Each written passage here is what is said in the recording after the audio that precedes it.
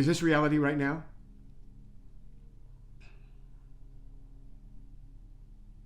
I don't know spiritual. Okay, if you don't know if this is reality or not, then find out. No one else can find out for you. And let me tell you, on your deathbed or as death approaches, you're going to want to know the answers to these questions. So save yourself some real heartache and some real angst and some real suffering by finding out the answers beforehand, so when death approaches, you don't have a problem. But a belief is not going to do it, in my opinion.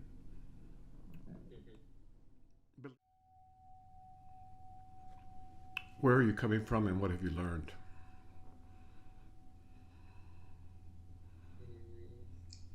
That question is,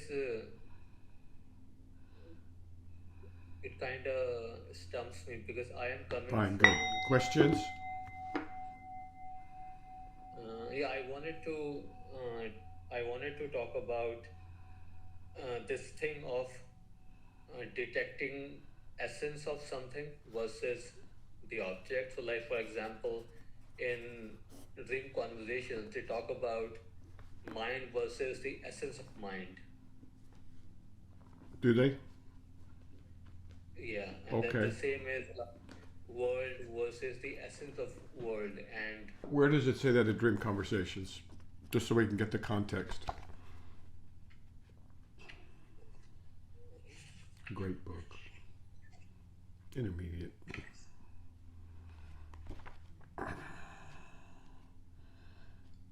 maybe page 73, mind and essence. The reason we want to get to the specific context is, remember, these books are written in different centuries. There's nuances in the way they use words, and the context in which they use words is also different. And also in Zen especially, there is oftentimes things said to jar, to pop the mind, or to open the mind, or to force it into new configurations of thinking. So on page 76, did you say? 73.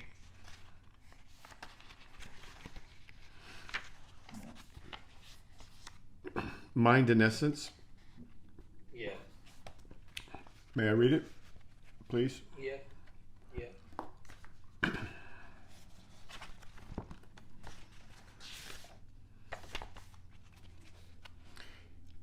It is said that the founder of Zen came from India to China, where he did not set up writings but pointed directly to the mind so people would see its essence and realize enlightenment.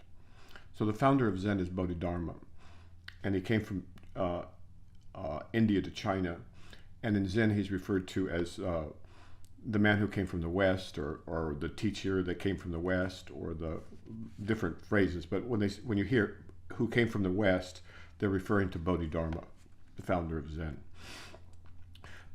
It is said that the founder of Zen came from India to China, where he did not set up writings but pointed directly to the mind so people would see its essence and realize enlightenment. The teachings of Mahayana Buddhism say all of one's own mind is Buddha. Why is it said that you attain Buddhahood by seeing essence rather than you attain Buddhahood by seeing mind? Okay, I'm going to repeat that question. Why is it said that you attain Buddhahood by seeing essence rather than that you attain Buddhahood by seeing mind? Once someone asked a great Zen master of China about the distinction between mind and essence. The master said, when it's cold, water freezes into ice. When it's warm, ice melts into water. Similarly, when you are confused, essence freezes into mind. When you are enlightened, mind melts into essence. That's gorgeous. I mean, this is what I mean about the magnificence of these teachers. When it's cold, water freezes into ice. When it's warm, ice melts into water. Similarly, when you are confused, essence freezes into mind. When you are enlightened, mind melts into essence. And so you can imagine a Zen master then later talking about some student being ice-like, or an ice sculpture or something. So what's the question? So the question is, how do I do this practically? You melt the So ice. like, You have complete unbending intent. You You work on this as if your life depended on it, which it does. And maybe not just this life, you know, depending on how you look at things, it could be eternity. Here, let me give you something else along those lines.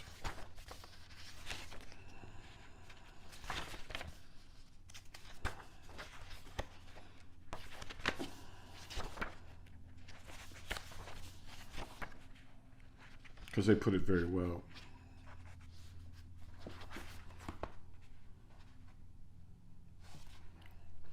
Not recommending it, but a magnificent book for later. If you really haven't had an awakening yet, then you need to be urgent about it at all times. Even forget to eat and lose sleep, as if you were saving your head from burning, as if you were losing your life. Concentrate deeply to liberate yourself. Cast aside useless mental objects. Stop mental discrimination, and only then you will have a little familiarity. Otherwise, one day you will be carried away by consciousness and emotion. What freedom is there in that? And then at the end of this particularly beautiful passage,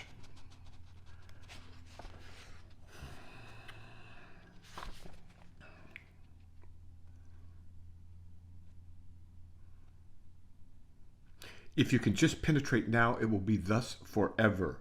As an ancient worthy said, you should finish in this life. Who can take on leftover misfortune for eons on end?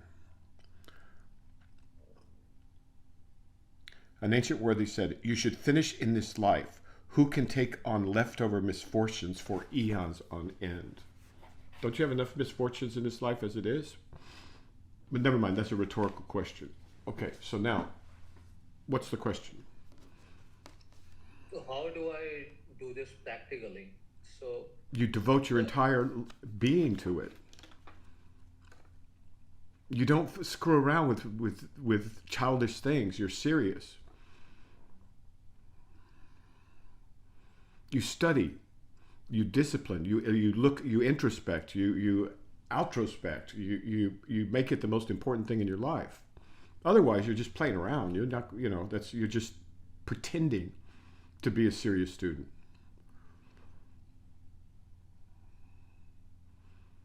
Does that not make sense?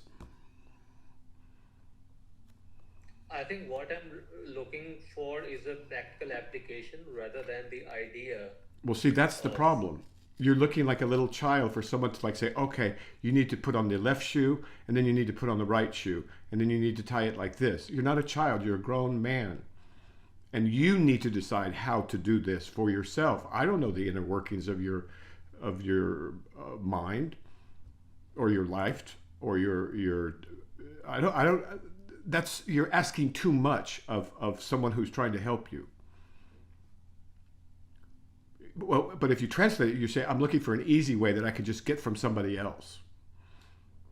That's what you're asking. And this is not easy work.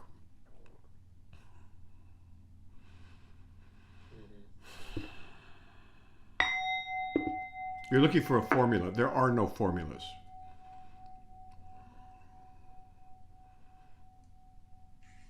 You're looking for a prescribed, if I put this foot here and that foot there, and I do this, and I, wear a yellow scarf, and I put on an orange hat, and I turn around 3 times, and then I'll wake up. You're asking for the effect. You're asking for something like that. No, that's a bit of hyperbole, but I'm trying to make a point here. You've got to stand on your own 2 feet in this universe, or in this world. Now, if you just want to screw around, just watch YouTubes. There's plenty of great YouTubes you can watch. Eckhart Tolle, he's great. If all you want to do is attain a nice, comfy, middle-class life free of guilt and, free of tumult or whatever.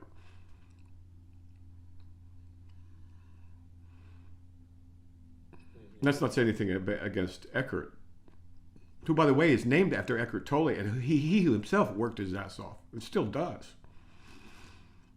But read about it. He named himself after Meister Eckhart. If you read Meister Eckhart, you'll get some sense of what's required in this endeavor. And you don't go around asking people, what I need to do this as quickly as possible, with as little effort as possible, and as little of my own creativity and application is possible. Because otherwise the teacher's getting in the way.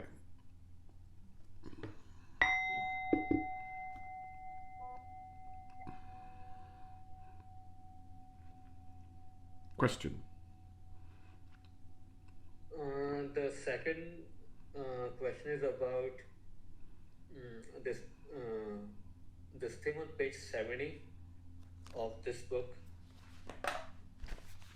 It's here they describe two bases, and my question was about the second base.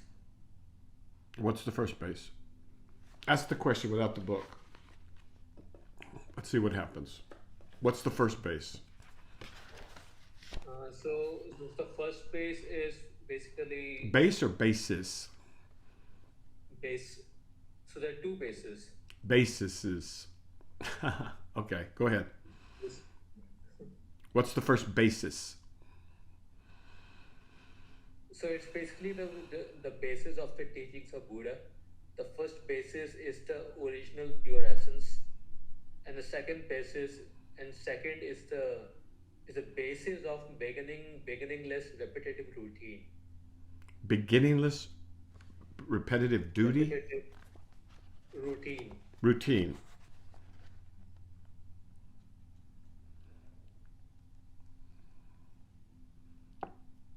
So what's the question?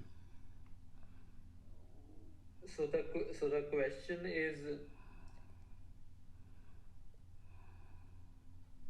so whatever I am doing, it seems like it's coming from the second base, which is the routine.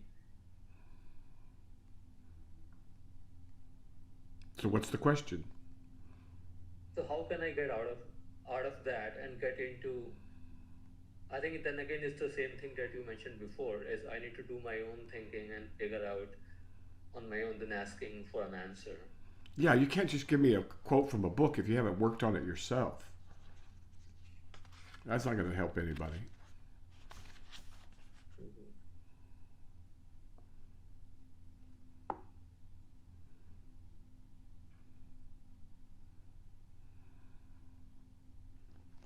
And what seems to me that everything I do is through this conceptual mind.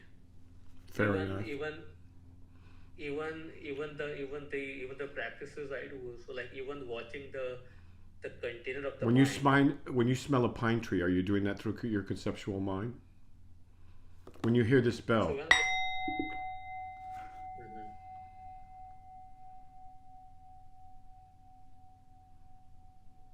yeah, when I hear it, I hear a bell. And Is that your conceptual mind? There is a discrimination going on in the mind. Is it a concept? Why do you keep running away from the question?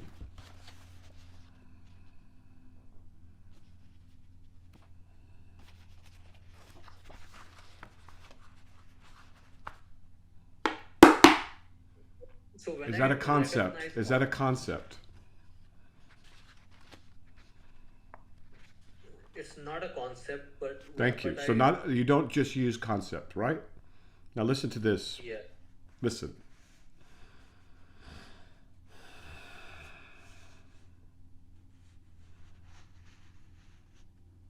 Have you really read The Flower Ornament?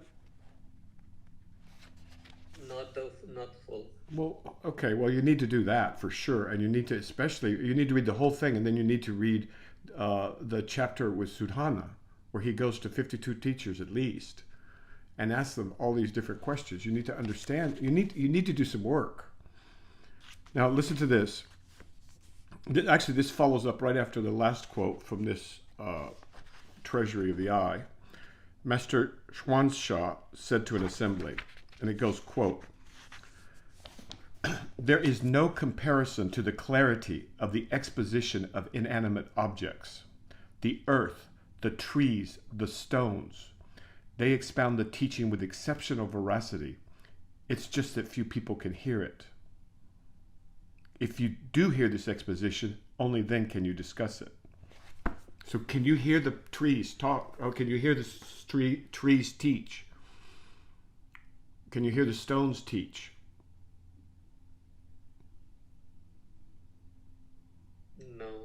Okay, so then obviously there's work to do.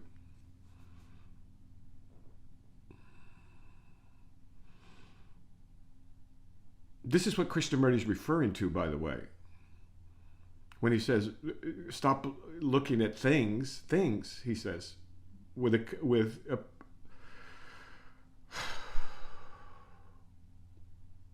your preconceived notions. Look, all of this is watered down for the general public. If you're going to be selling, tickets to retreats, or if you're going to be selling books, or if you're trying to help as many people as you can with their, like I say, their middle class neuroses, then you say things in a certain way. But my understanding was that you were interested in serious work, and so things are not said in that way. It's more difficult. It requires more effort.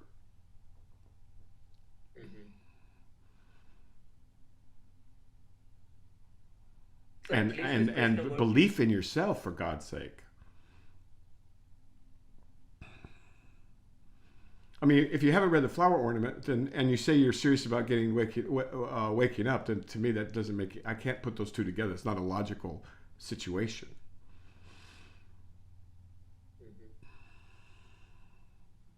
I mean, how do you put that together?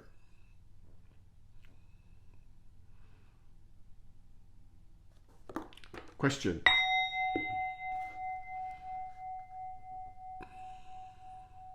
So at least with Krishnamurti, it's clear what he's asking to do, which is to pay immense attention to the things or to the happenings, and then from there things will reveal or can happen. How many people did Krishnamurti wake up? I don't know. Okay. Fair enough.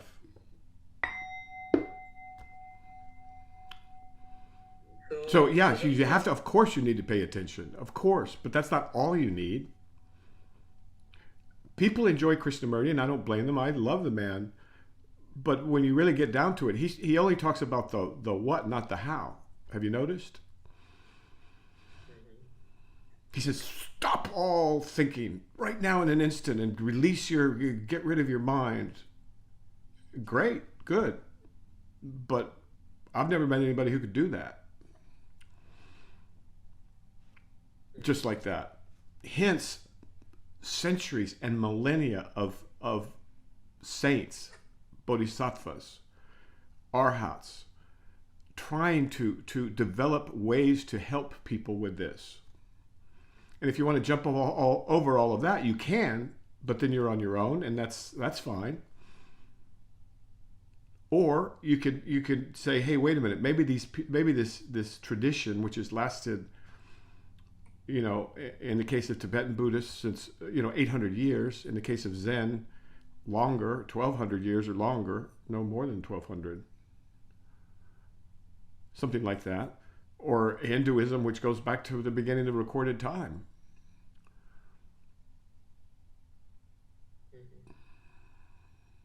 Or you could take the Christian path, but that's even more arduous.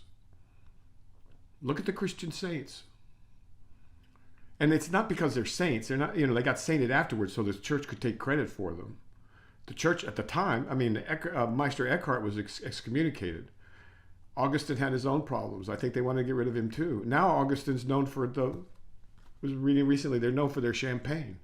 No, that's the Franciscans, sorry.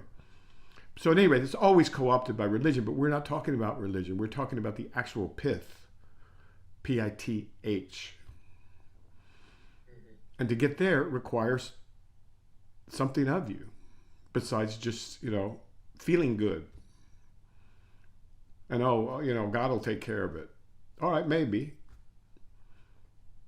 But none of the people I know of relied exclusively on that.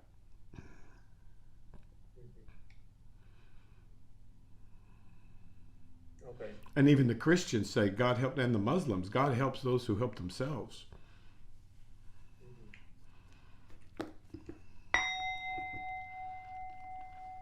I guess I have a follow-up question on that. Okay, good. So going forward, whenever I do not understand something and I wanna ask about it. How do I know what I should ask and what I should figure out on my own? Like how what is the criteria for that? See how you're looking for a formula? So if you were here, I could just pop you on the head and say, see how you're doing it again? You're just asking for a formula. Mm-hmm. You ask and then you find out. Maybe you get hit on the head a few times. Boom. God knows I got hit on the head by my teachers. Mm-hmm. Okay. You can't learn to ride a bicycle without falling down. Mm-hmm. Okay. Got it. Well, the next question I have is from the same book, page 91.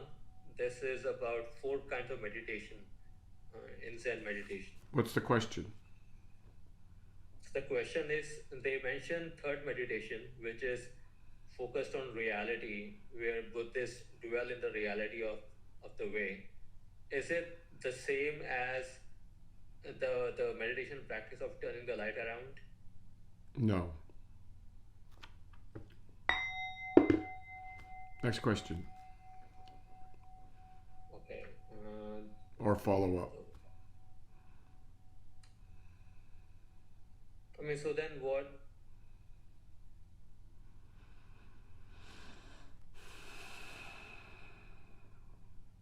Can you then expand a little on the differences between second meditation and third meditation? All right. What page is it? Page 91.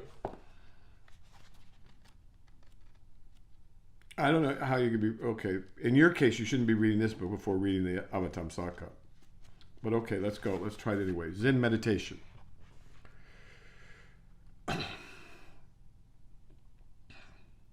First is the meditation practiced by the ignorant, ordinary cultists who think that meditation concentration means not producing thoughts and not giving rise to discrimination.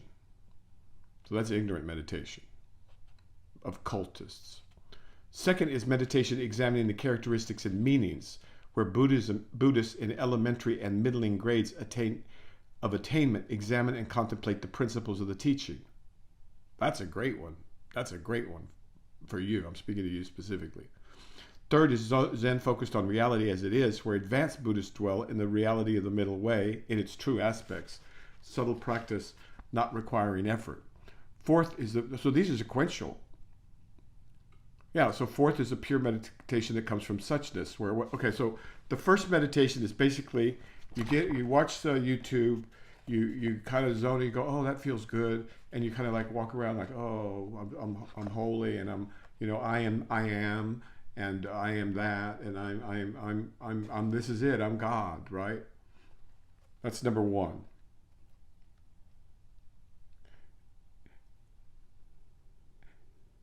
And then you go a little further, and you say, okay, well, I'm not going to produce thoughts, and I'm not going to give rise to discrimination. And so you try doing that with your conventional mind, and of course you can't do that, but you learn that at least. Second is the meditation examining the characteristics and meanings, where Buddhists in elementary and middling grades of attainment examine and contemplate the principles of the teaching. This is where the Avatamsaka is what you need. The principles of the teaching. You need to examine those. You need to study those. You need to incorporate those. You need to absorb those. You need to make that part of you. That needs to be, your breath, your blood, your bones. In other words, you need to be a serious adult, walking on your own 2 feet, trying to understand on your own. And this is where a teacher can get in the way. Third, okay, now once you've examined and contemplated the principles of the teaching, then you get to the middle way.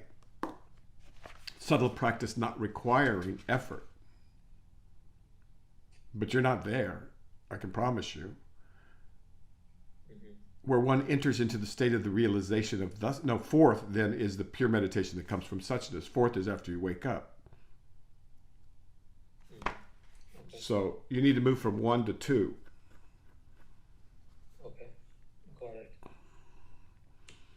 And So there's the practice. beautiful treatises, beautiful psychological instruments that were designed to help you do this.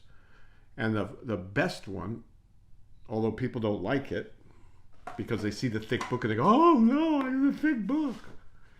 It takes 20 minutes a day for 4 months. But you haven't applied 20 minutes per day for 4 months, apparently. So what can I say? It's like wanting to get bread from the grocery store but not getting in the car to go get it. Expecting them somehow or another to deliver it to you. That's not how things work. That's why effort is a paramita, right? Question.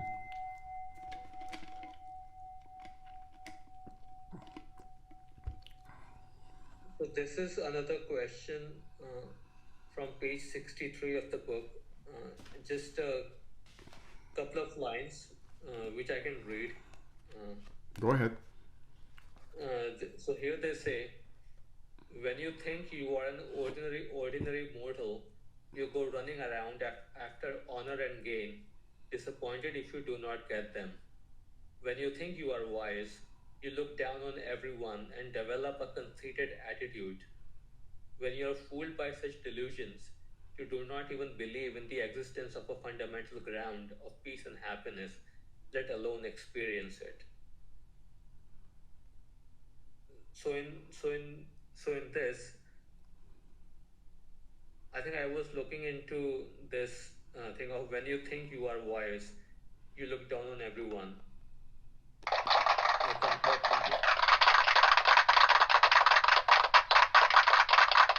Bravo. Good self-diagnosis. Now the question is, how do you expiate that? How do you expiate? EXIPITAT. Expiate that. Do you know what that means?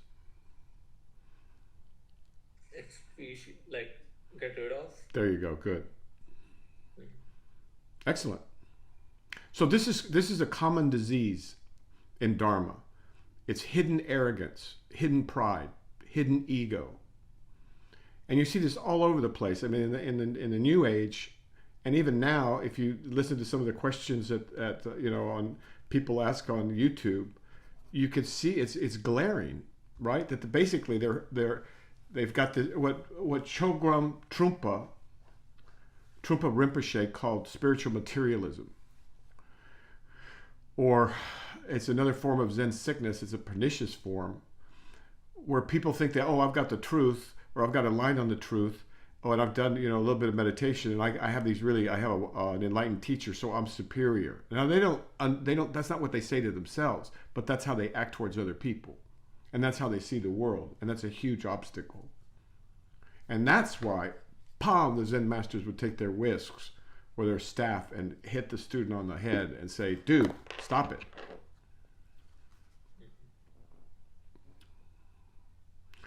Because this is a very, very hidden obstacle. Now, if you're in a hermitage or a monastery or something like that for an extended period of time, then the teacher can somehow or another find a way to point that out to you. But if you're in a 3-day retreat, or if you're in a crowd of 70 people, the teacher may not be able to or not want to do that because he's afraid of embarrassing you in front of 70 people. It's the stench of Zen. That's called the stench of Zen. That hidden arrogance, that hidden complacency, the belief that you're superior because you have this much knowledge. So be on the lookout for that. Everybody should be on the lookout for that, because it will block you as sure as night follows day. Does that answer your question? Yeah. Next question. So I had a follow-up on that. How do I balance that out with not having to think about everything again because someone else says that? What? I don't understand the question. So like, let's say someone else comes along and they suggest me to do something. Who? So like, let's say my friend comes along and he says, oh, you should try this meditation and rather than what you are doing. And then like which meditation? So like one of my friend, he does this heart meditation, and he does it like Hot every meditation? heartfulness meditation. Yeah, Heart meditation. heart. Yeah, How's yeah. that different than Buddhism? That I don't know. Well, then He find out, learn something, right? Heart meditation. Okay, there's all kinds of meditations on the heart or with the heart in Buddhism.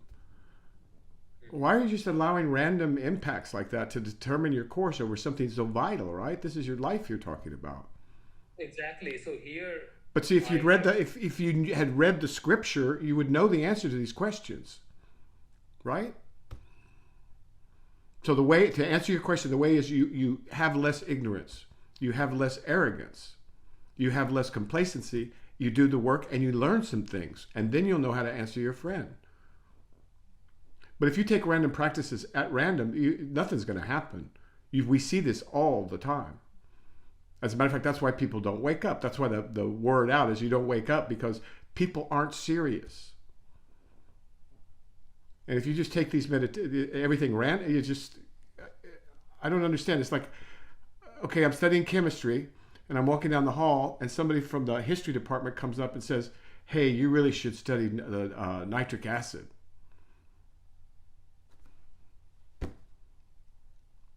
Dude, I've already studied nitric acid. I know what nitric acid is. I know how it's formed. I know what it's used for. I know how it reacts with other things. I'm a chemist. Not, oh wow, man, that sounds great. Do you see how I want to keep the words kind here, but do you see how idiotic that sounds? mhm. If you're a serious student, are you a serious man or not? That's the question. I mean, I do think that I am serious about it. Well, then how can you not know about the heart meditations in Buddhism? Next question.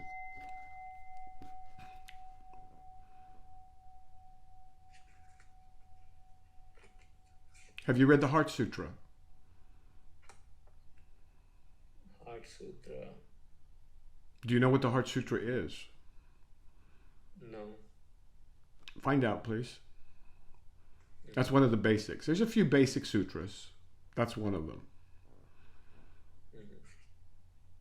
You can read a summary of it. You don't have to read the whole thing.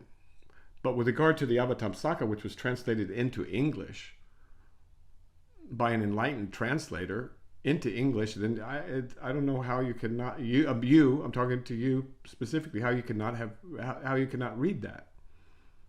It doesn't make any sense to me. I recommend chanting it, by the way, out loud if you can, and then you get the audition as well as the give it a chance, man. That's all I'm saying. Give it a chance. It's like you say, I want this, but I'm not willing to. I want a motorcycle. I want to learn to ride a motorcycle, but I'm not going to get on the motorcycle or something. It just doesn't make any sense. Question. The I mean, the last question is on page 65. It's about spiritual self. What's the question? What's your question? So my question is, it talks about spiritual. I think then again it becomes asking for an opinion or a speculation rather than Which opinion or experience. which speculation? So it says that the feelings and everything arises from the spiritual self, and it manifests things. But then when the material body dies, the spiritual self is eternal and unperishing. Is it the soul thing they are talking about, This is or the is it Taoist immortality. This is the Christian eternal life.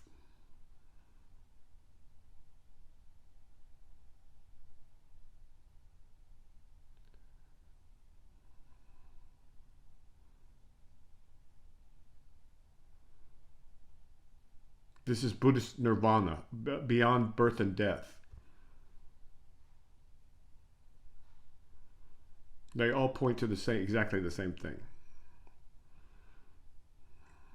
and it says if the spiritual self produces no feelings, and reverts to the unknown reality. The changing of compound stops forever, and effortless peace and happiness ensue. Correct. That's called Nirvana in Buddhism. That's called immortal life or heaven in Christianity, and in Taoism it's called immortality.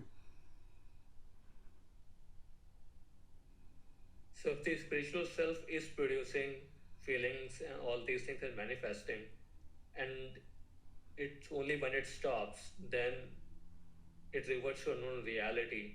What causes it to produce the feelings and manifest, and what makes it stop? What's the question, really? So the question is, if the spiritual self... How does the other side penetrate onto this side?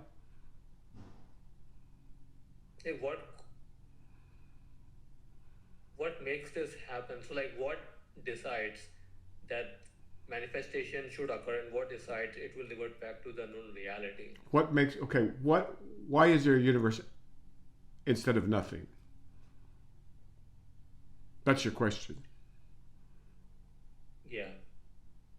All right, we'll find out the answer. You want to know why anything exists.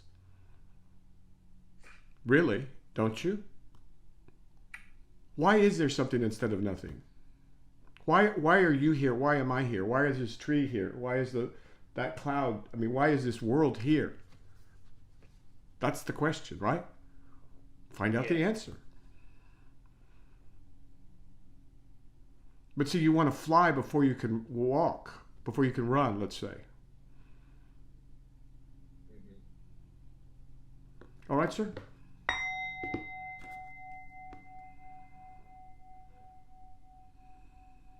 All right. Okay. Unless there's some other question. You tell me why are you asking that question?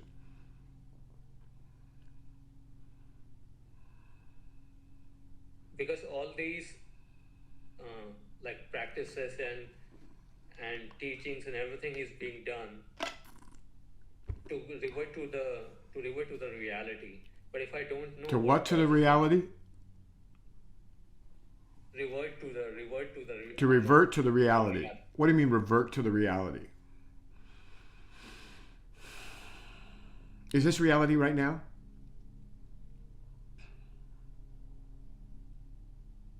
I don't know spiritual. Okay, if you don't know if this is reality or not, then find out. No one else can find out for you. And let me tell you, on your deathbed or as death approaches, you're going to want to know the answers to these questions. So save yourself some real heartache and some real angst and some real suffering by finding out the answers beforehand, so when death approaches, you don't have a problem. But a belief is not going to do it, in my opinion. Beliefs are so easy to come by and so easy to change. It's ridiculous. So you need some actual knowledge. But knowledge doesn't come cheap.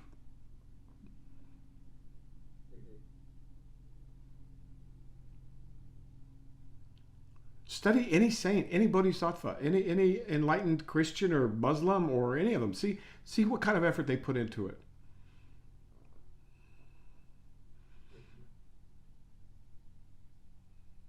Does it make sense? Do you see? This is not.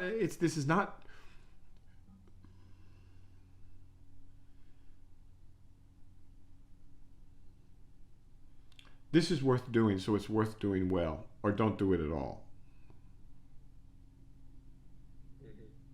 And just wander around with the masses of confused, benighted, suffering. Question.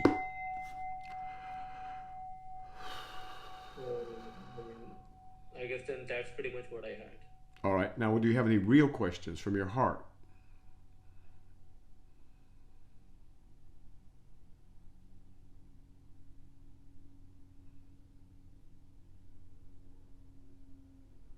Okay. The fact that when I asked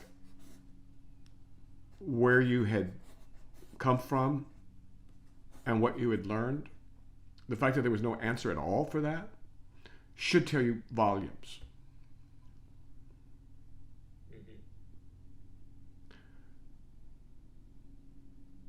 So as they said back in the day, get on the stick, man. Really seriously, get on the stick. All right, sir? Mm-hmm. Okay. Take good care. Ciao. Thank you.